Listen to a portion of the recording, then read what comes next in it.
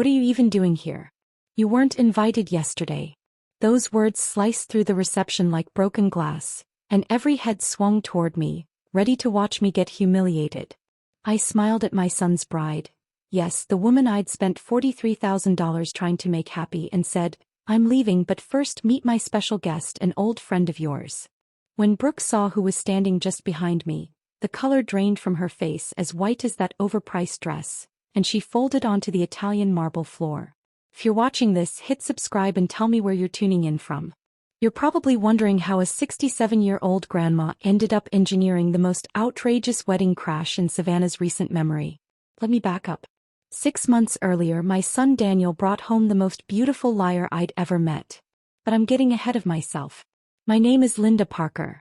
Everyone calls me Lindy, and up until last week I honestly believed I was planning the wedding of the century for my one and only child. I emptied my late husband's life insurance, cashed in bonds, even borrowed against my house, all so Daniel and Brooke could have the fairy tale day she swore she'd dreamed about since she was little. The venue? Harrington Manor, the prestigious estate with sprawling gardens and that old South antebellum charm. The dress? A $12,000 Vera Wang that needed 3 separate alterations. The flowers? 2,000 white roses flown in from Ecuador. I covered every petal, because Brooke had tearfully told me her family had disowned her for marrying beneath their social circle. My heart broke for this poor girl who claimed she'd given up everything for love. I even offered her my grandmother's pearl necklace, a family heirloom passed down through 4 generations. "Oh, Mrs. Parker," she whispered, eyes shimmering like she was truly grateful, "you're like the mother I never had." What a performance that turned out to be. Daniel was head over heels, and I could see why. Brooke was effortless, the kind of gorgeous some women are just born with, golden hair, big doe eyes that make grown men forget their own names. She said she worked as a pediatric nurse, volunteered at animal shelters, and talked about wanting children with such real longing that I found myself daydreaming about grandbabies. Still, something kept tugging at me, a little whisper I couldn't quite shut up. Maybe it was how her stories never lined up cleanly, or how she'd grown up in so many different places that her childhood memories kept tripping over each other. Maybe it was how she always paid for everything in cash, saying she was old-fashioned about credit cards. But Daniel hadn't smiled this much since his dad died 3 years ago, and that felt like enough. For a while. Then the truth showed up the way the worst truths usually do, by accident. I was dropping off wedding favors at Daniel's apartment when I heard Brooke on the bedroom phone, her voice low and urgent. Something in her tone made me freeze in the hallway instead of calling out like a normal person. "Tyler, I told you not to call me on this number," she hissed. "No, the wedding's still on." "Yes, I'll have access to his accounts once we're married." "What do you mean you want a bigger cut?" "We agreed on 30%. My blood went ice cold. I pressed myself to the wall, grateful for those old hardwood floors that carried every word. "Look, the old lady's already given us over 40 grand, and she'll probably gift more for the house down payment after the wedding. This Mark is worth at least 200,000, maybe more. No, he doesn't suspect a thing. He's completely hooked." A mark. My son was a mark. That was all I needed to hear. I backed away, hands shaking so hard I almost dropped the favor box, slipped out the front door and didn't breathe until I was 3 blocks down, parked and hyperventilating. Suddenly everything lined up. The cash, the shifting stories, the way she'd quietly isolated Daniel from his friends with little digs about how they didn't get their relationship. She'd even talked him into putting her name on his checking account, for convenience, and nudged him to upgrade his life insurance since they were building a future. I sat in that car for an hour, crying angry tears, and feeling like the biggest fool alive. And then something in me clicked into place, hard and steady, the same steel I found when I fought for my husband during his cancer battle. If Brooke Collins thought she could wreck my son and walk off with our money, she'd picked the wrong family. But I needed proof, real, undeniable proof that would open Daniel's eyes and show Brooke for who she was. I drove straight home and did something I never thought I'd do. I Googled private investigators in Savannah, Georgia. By the next morning I was meeting with Diane Porter at a tiny cafe downtown. Diane, a former police detective who now specialized in fraud, had that no-nonsense calm that instantly settled my nerves. "Mrs. Parker," she said after I laid it all out, "here's how we proceed." Patricia leaned back, her voice firm but calm. "What you're describing, Linda, is a textbook romance scam with a wedding twist. These people know exactly what they're doing. They study their targets, figure out what they want to hear, and then shape themselves into that perfect person. I slid a check across the table, my hand steady even though my stomach churned. How long will it take? Patricia gave me a grim smile. For someone foolish enough to use her real voice on the phone? Not long at all. 2 weeks later the call came. Patricia's voice was low, serious. Lindy, you're going to want to sit down. I was in the kitchen making tea and I had to clutch the counter to keep from sinking to the floor. Brooke Collins isn't who she says she is. The woman your son plans to marry is actually named Rachel Owens. And her record isn't pretty. I forced out, tell me everything. Rachel, 29 years old, originally from Tampa. She'd been arrested 3 times in the last 5 years for fraud, with 1 conviction sticking. She never worked alone, usually teamed up with men who'd help research victims, sometimes even posing as family to make her stories more believable. My tea kettle screamed, but I just stared at it, frozen. Patricia went on. The man you overheard on the phone, Tyler Reed, is her most frequent accomplice. They were romantically involved until about 2 years ago, when she scammed him out of 15 grand and disappeared. He's been chasing her ever since. I finally moved, switching off the burner, my body running on autopilot while my mind tried to catch up. How did you find all this? Patricia chuckled softly. Facial recognition software and old-fashioned detective work. Rachel's been living under the Brooke Collins name for 8 months, complete with a fake social security number and phony work history. That pediatric nursing job? A cover. She only volunteers at a free clinic now and then, just enough to make it look real if anyone asks questions. I dropped into a chair, my legs weak. Patricia, I need you to find Tyler Reed. There was a pause on the line. Linda, what exactly are you thinking? I exhaled slowly. I'm thinking a man who's been hunting her for 2 years might be very interested in attending her wedding. Patricia's tone shifted, a hint of admiration creeping in. You want to bring him to the ceremony? I want to give Brooke exactly what she deserves, I said, my voice steadier than I felt. Can you track him down? She didn't miss a beat. Already have. He's in Atlanta working construction. I can get you his contact within the hour. After we hung up, I sat in my silent kitchen for a long while. Part of me wanted to run straight to Daniel, to lay out every ugly truth Patricia had uncovered. But I knew my son. Stubborn like his father, and Rachel had been chipping away at him for months. She'd probably convinced him that any warning was just jealousy or me trying to control his life. No, if I wanted to save him, I needed something undeniable, something public. The wedding was in 10 days and I was going to make sure nobody forgot it. That afternoon, I dialed the number Patricia had given me. Tyler Reed speaking. His voice was wary, professional. I'd caught him during his lunch break at a construction site in Atlanta. Mr. Reed, my name is Linda Parker. I believe you know my son's fiancée, though you knew her as Rachel Owens, not Brooke Collins. Silence stretched so long I thought the call had dropped. Finally, where is she? She's about to marry my son in Savannah in 9 days. She's already stolen over $40,000 from us and she's just getting started. I kept my tone calm, businesslike. I think we can help each other. He hesitated. Lady, I don't know what you're playing at, but... I cut him off. She told her partner this mark was worth at least 200 grand. She plans to drain my son's accounts and disappear within 6 months. Ring any bells? His breath caught sharply. You heard her talking to Tyler? That's me. I was the one who overheard her. You were partners until she burned you. The line was quiet again before his voice came back, harder this time. She took 15,000 from me, then vanished in the middle of the night. Stuck me with a hotel bill and a rental car. I've been looking for her ever since. I leaned into the silence. Then this is your chance. He asked, what's in it for you besides saving your son? I smiled faintly, though he couldn't see it. Justice, Mr. Reed. Plain and simple justice. We talked for 20 more minutes, hammering out the details. Tyler would drive down the morning of the wedding and wait for my signal. I'd already been uninvited, which made it even easier to plan my grand entrance. Rachel had managed to convince Daniel that I was just a meddling mother trying to sabotage their happiness. But I had other ways of getting into Harrington Manor that didn't involve walking through the front door.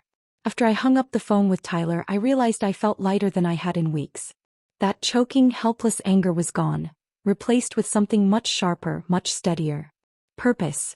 The next several days passed in a blur. I canceled my hair appointment, skipped my dress alteration. If I was officially uninvited from my son's wedding, then I wasn't going to waste one more second trying to look perfect for the occasion. Instead, I poured my energy into other details. Details that would make sure this wedding came with some very expensive complications. 3 days before the big day, I picked up the phone and made a series of calls that would have impressed a corporate raider.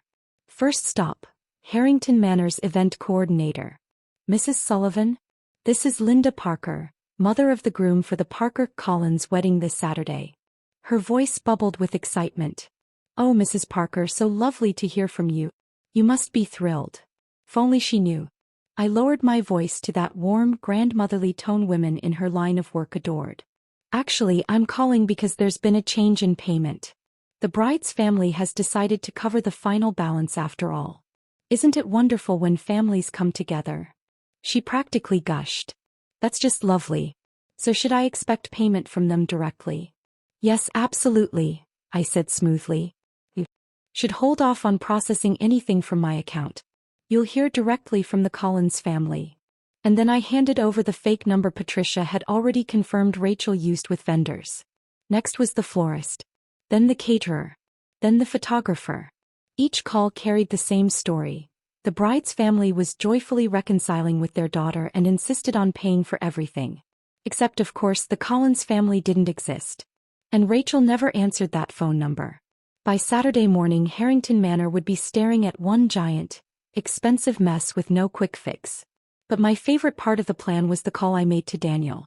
Mom? He answered, sounding worn down. I can't talk long. Brooke's really upset about you skipping the rehearsal dinner. Daniel, sweetheart, I understand, I said, coating my voice with the same soothing cadence I'd used to heal scraped knees and broken hearts for 42 years.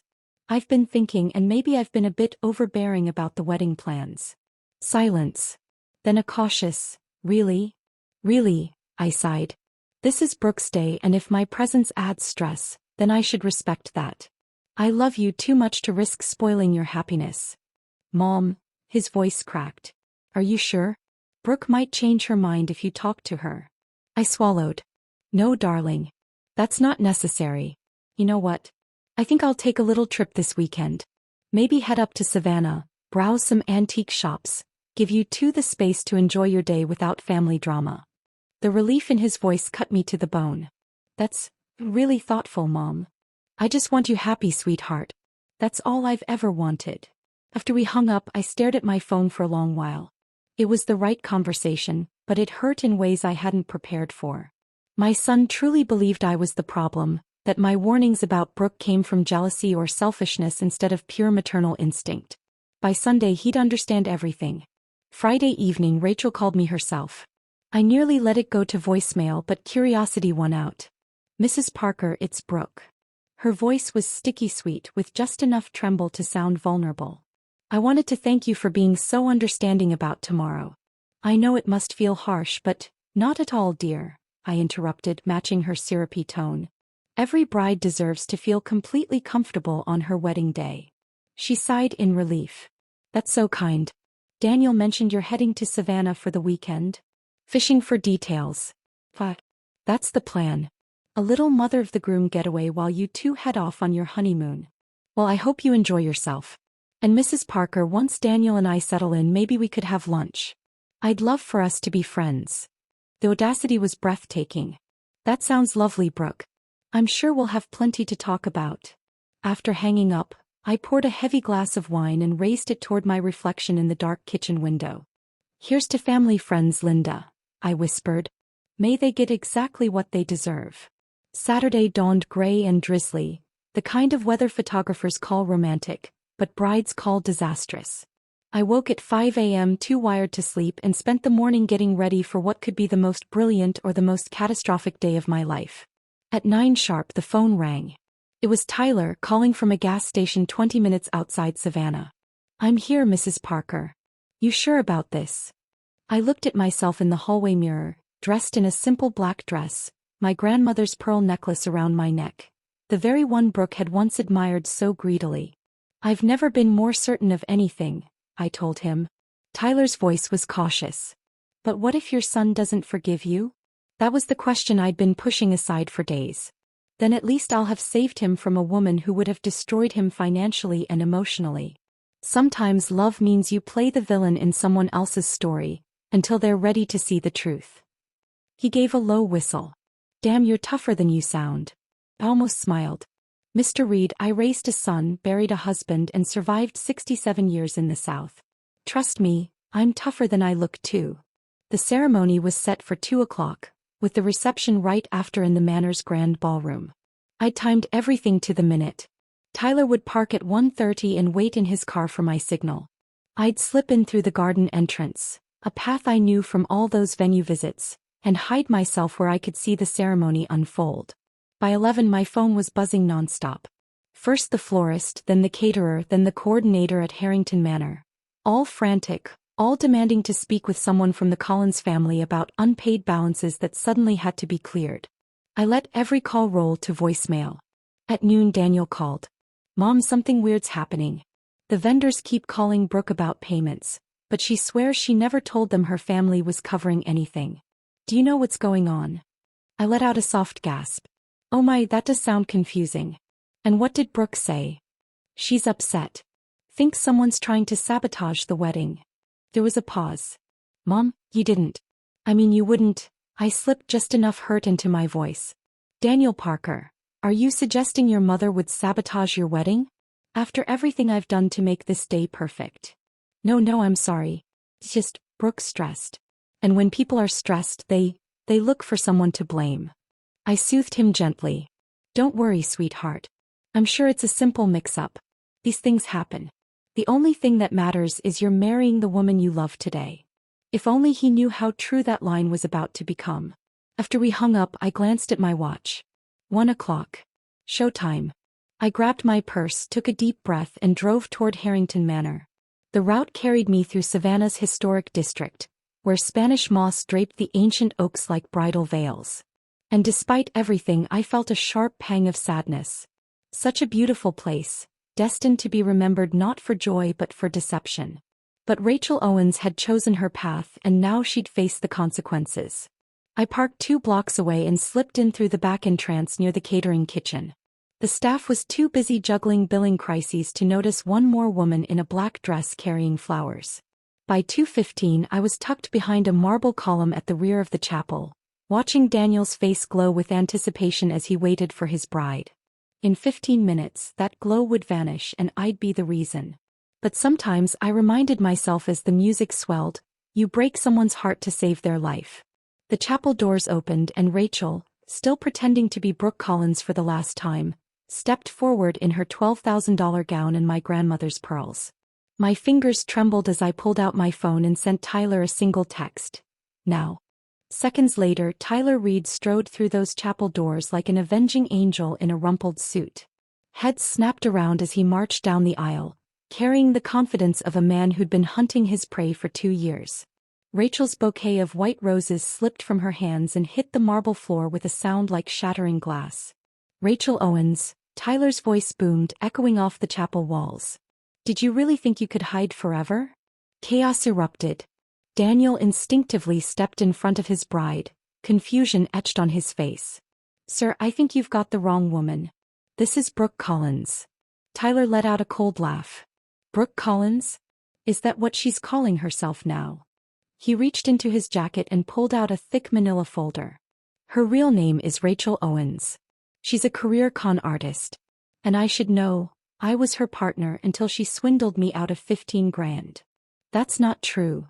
Rachel's voice cracked, high-pitched and desperate. Daniel, I don't know this man. He's crazy. But I could see the mask crumbling. Her hands shook, her sugary tone sharpened into something brittle and harsh. Tyler flipped open the folder, holding up photo after photo. Here she is at the Ritz-Carlton in Miami, running a credit card scam on elderly tourists. Here she is in Birmingham, posing as a cancer patient to drain church funds. And here's my favorite. Rachel leaving our hotel in Memphis with my wallet, my watch, and the engagement ring I was fool enough to buy her. Daniel's face drained of color. Brooke, what is he talking about? He's lying, she shrieked, but her voice wavered, splintering under the weight of the truth. The mask was finally slipping and there was no putting it back on. Daniel, you know me, Rachel pleaded, her voice cracking. We're getting married. I love you. Love. Tyler barked out a bitter laugh. Lady, you wouldn't recognize love if it bit you on your lying ass. Want to know what she really thinks of your precious Daniel? He pulled out his phone and held it high. I've got recordings from when we worked together. Want to hear what she called him? Her pathetic mama's boy Mark. The chapel filled with a low buzz, guests whispering, confusion spreading like wildfire. From my spot behind the marble column, I watched my son's world collapse in real time. My chest ached for him. But Rachel wasn't ready to surrender. She forced her voice back into that practiced sweetness. Even if any of that were true, people can change. I'm not that person anymore. Daniel believes in second chances. Don't you, darling? It was brilliant. Manipulating his decency, forcing him to choose between faith and redemption or admitting the woman he loved was a total fraud. Unfortunately for her, I'd armed Tyler with one last weapon. His smile was icy. Second chances, huh? Why don't you tell him about the other Mark you're working right now? Daniel's head snapped toward her, doubt flickering in his eyes. Brooke? What is he talking about? I have no idea. She shot back too fast, too defensive. Tyler scrolled through his phone. Let me jog your memory. 3 weeks ago you called me for advice about, quote, a lonely old bat who's already given you 40 grand. Ring any bells? The silence that followed was brutal. Every guest stared at Rachel, waiting. Daniel's expression shifted as realization dawned, and I had to grip the column to keep from revealing myself too soon. That's, Rachel's voice broke. She tried again. That's taken out of context. Context? Daniel whispered. You called my mother a lonely old bat. Daniel, no. I didn't mean it that way. This man is just trying to what? Daniel cut her off, his voice stronger now, anger replacing confusion. Tell the truth? My mother gave us everything. She drained her savings, borrowed against her house, just so you could have your fairy tale wedding. The chapel was dead quiet. Guests leaned forward, phones raised, recording. I spotted Daniel's old college roommate, holding his phone high like he was live streaming the whole disaster. And Tyler wasn't finished. You want the kicker? She was planning to empty your accounts and vanish within 6 months. That's her pattern. Long enough to gain legal claim on assets, short enough not to grow attached. Stop. Rachel sobbed, her mascara streaking. Whether those tears were real or staged, even I couldn't tell. Daniel stepped back from her, his face hardened with betrayal. Is it true? Any of it? Her eyes darted wildly, like a trapped animal looking for an exit. The doors were blocked by curious guests. The altar offered no escape. Finally, her gaze landed on me. Recognition lit her face, sharp and hateful. You, she hissed, pointing straight at me. This was you. Every head turned.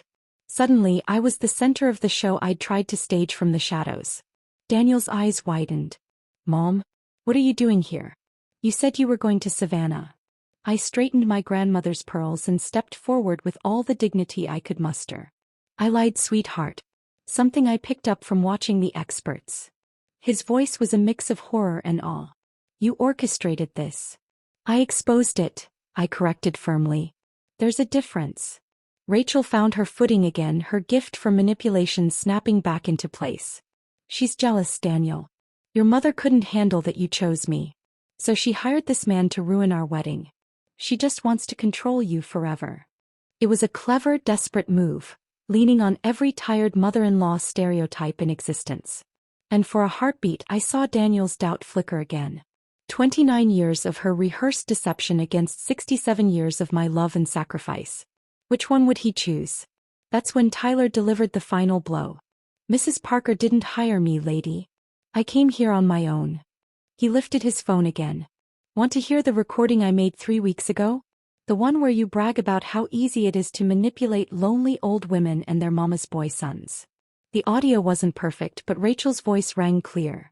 The old bat is so desperate for grandkids she'll believe anything. And the son? Total mama's boy. All I have to do is cry about my tragic past. Tyler hit play and Rachel's own voice spilled out of the phone speakers for everyone to hear. She gave me her grandmother's pearl necklace. Said it was some kind of heirloom. I'll probably pawn it after the honeymoon. I saw Daniel's eyes snap to her throat, where my grandmother's pearls shimmered against her skin. Those pearls had been worn by 4 generations of Parker women, passed carefully from mother to daughter-in-law as a symbol of love and acceptance. Rachel's hands flew up, clutching the necklace like she could somehow hide it. Daniel, I can explain. Explain what? His voice was low, deadly calm now.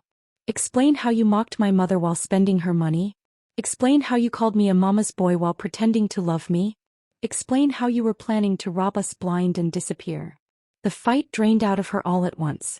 Her shoulders slumped, and for the first time since I'd met her, she looked her actual age instead of the innocent girl she'd pretended to be. It started as a job, she admitted, barely above a whisper. Just another mark. But then, I don't know. I thought maybe if I lied enough it could become real. Daniel's voice cracked. Your name, your job, your family, your whole life story. What part of us was supposed to be real?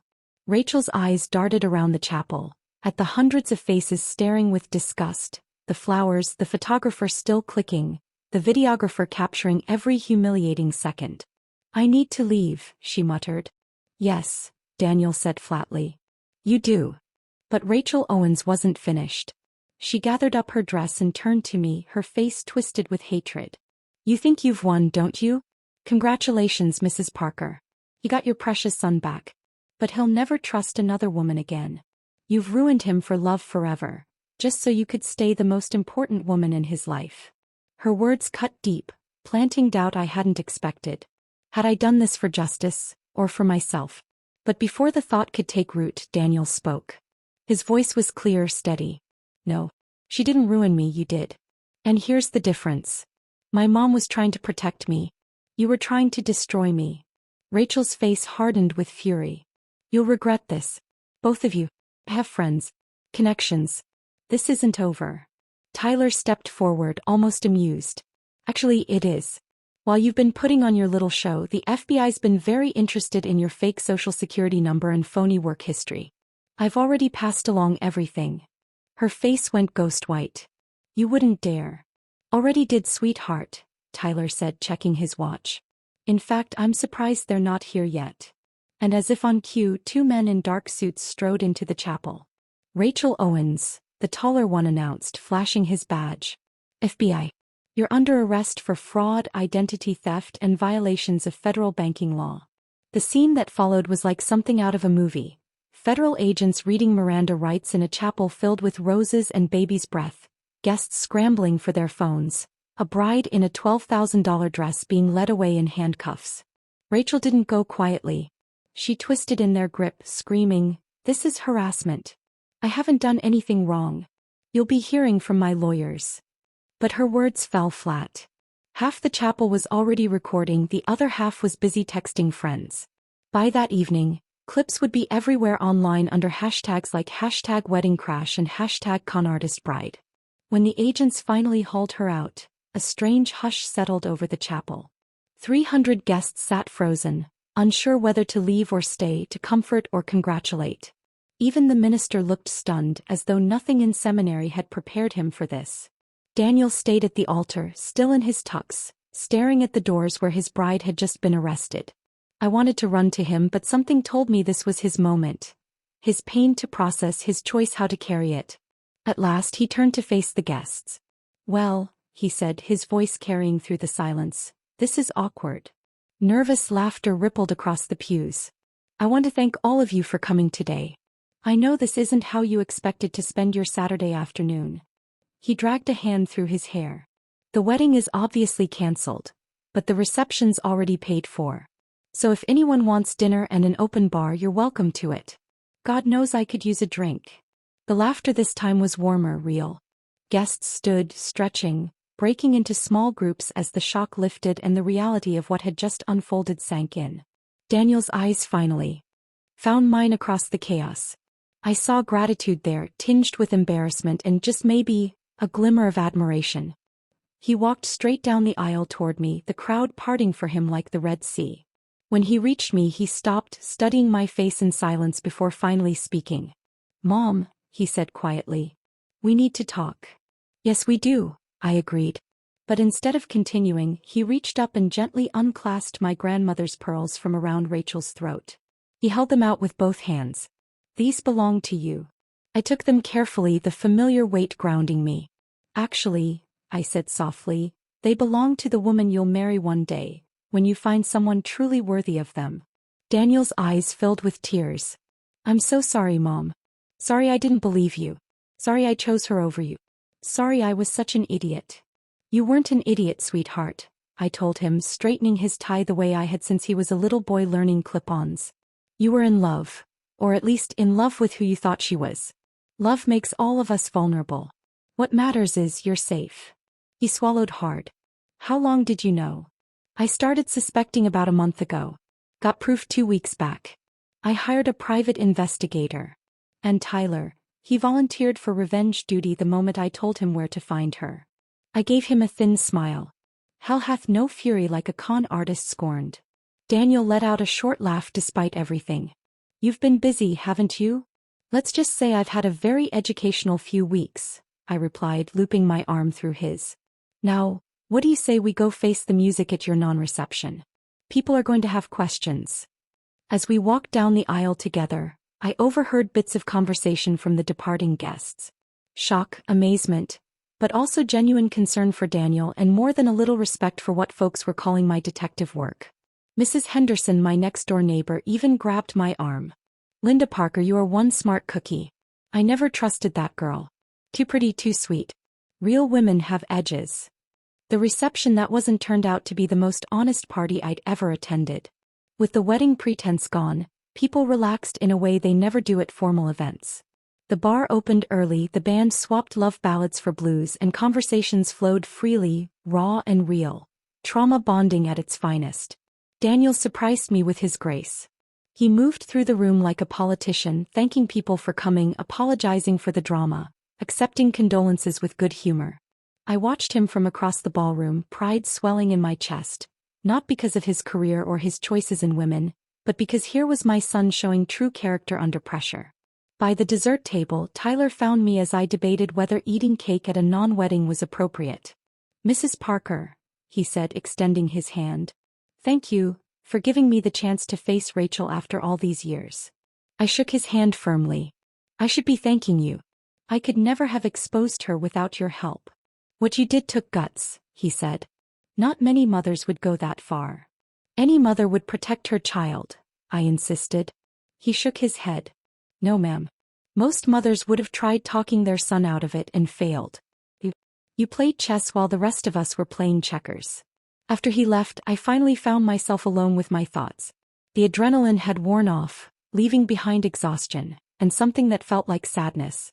Yes, I'd saved Daniel from disaster, but I'd also shattered his faith in love, at least for a while. Had I truly done the right thing? "Mom." Daniel appeared beside me, holding 2 glasses of champagne. He handed me one. "You look like you're having second thoughts." I accepted the glass gratefully, just wondering if there might have been a gentler way. "You mean like sitting me down and telling me my fiancé was a con artist?" His eyebrow arched. "Because we both know how well I would have taken that." He wasn't wrong. You'd have thought I was jealous. Controlling. "Exactly what Rachel said," he admitted. He took a sip, then looked thoughtful. "You know what really convinced me? It wasn't Tyler showing up. It wasn't even the recording. It was Sarah's face, the moment she realized you'd beaten her. For just a second her mask dropped. I saw who she really was." I tilted my head. "And what did you see?" "Cold calculation," he said, "and respect. Genuine respect for you as an opponent. She underestimated you completely. She thought you were just a lonely old woman desperate to keep her son happy. She had no idea she was up against someone smarter than she was." "I'm not sure about smarter," I said quietly. "Maybe just more motivated." He smiled at me, eyes softer now. "Mom, you exposed a professional con artist using her own partner and the FBI. That wasn't just instinct. That was strategy." We stood there side by side, sipping champagne, watching friends and family laugh, eat and dance. The party born from the ashes of disaster. And for the first time in months I let myself breathe. The band had shifted to jazz, and a few couples had started swaying on the dance floor. Daniel leaned in close, his expression softer than it had been all day. I have a confession, he said. What's that? I asked. Part of me is relieved. Not about the spectacle or the FBI or any of that. He paused, searching for the words. It's just, something always felt off about Brooke. Sometimes when I caught her off guard, it was like she had to remember who she was supposed to be. Why didn't you ever say anything? Because I thought it was just stress. And because, he exhaled heavily. Because I'm 32 years old and I'd never really been in love before. I thought if I questioned it too hard it might slip away. My heart ached. Oh, sweetheart. I know. I know. He gave a sad laugh. Pathetic, right? The mama's boy who falls for the first pretty girl to notice him. No, I said firmly. Human. You're human. And humans want to be loved. There's nothing pathetic about that. Even when we make awful choices about who we trust. Maybe especially then. I took his hand in mine. What Rachel did to you, that wasn't your fault. She's a professional liar. She studied you, figured out exactly what you wanted to hear and became that person. You weren't gullible. You were targeted. Daniel squeezed my hand tightly. Thanks, Mom. For everything. For seeing through her. For protecting me. And for doing it in a way I couldn't ignore. You're welcome. But next time you fall in love, maybe bring me in a little earlier, He laughed. Next time I'm in love, I'm running a full background check first. I shook my head, smiling. That might be a little extreme. After today? I don't think so. His grin widened. Besides, I've learned something important about the women in my life. And what's that? Never underestimate a Parker woman. Apparently we're way more dangerous than we look. I smiled, my chest feeling lighter than it had in months. Your grandmother would have been proud. She'd have loved watching you work through this. Daniel raised his glass. Here's to justice. Served ice cold with a side of public humiliation. I lifted mine to meet his. Here's to family. And knowing when it's worth fighting for the people you love. Our glasses clinked, and in that moment I realized, despite the lies, the betrayal, the spectacle, I was right where I belonged. Beside my son. He was safe, free, and finally able to see clearly again. Sometimes the best weddings are the ones that never happen. Thanks for listening. Don't forget to subscribe, and if you've got a story of your own, share it in the comments.